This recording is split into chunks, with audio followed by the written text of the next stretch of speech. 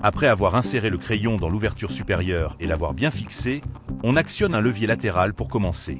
Voici un taille-crayon manuel utilisé il y a plus de 100 ans. Grâce à la rotation de 6 lames successives, le crayon pouvait être taillé rapidement et de manière uniforme. Dans les années 20 du siècle dernier, apparut le grille-pain électrique où l'on pouvait contrôler le retournement des tranches grâce à un bouton latéral capable de griller 2 tranches à la fois. En 1931, une machine manuelle de tri des pièces de monnaie vit le jour. Elle fonctionnait par manivelle pour déplacer les pièces de tailles différentes vers une voie latérale. Puis, elles étaient triées facilement par des ouvertures adaptées à chaque diamètre.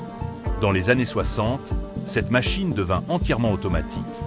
Les vibrations guidaient les pièces vers un entonnoir latéral, puis un rail courbé les classait selon leur taille, à la manière des machines à jetons des salles de jeu.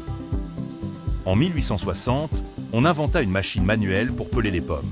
Il suffisait de fixer le fruit et de pousser un levier latéral pour l'éliminer en un seul tour, simple et efficace. Le taille-crayon de 1890 consistait à insérer le crayon et le fixer, puis à contrôler l'angle grâce à une glissière que l'on faisait aller et venir, un peu comme lorsqu'on aiguise un couteau. Abonne-toi si tu as peur d'oublier ces explications.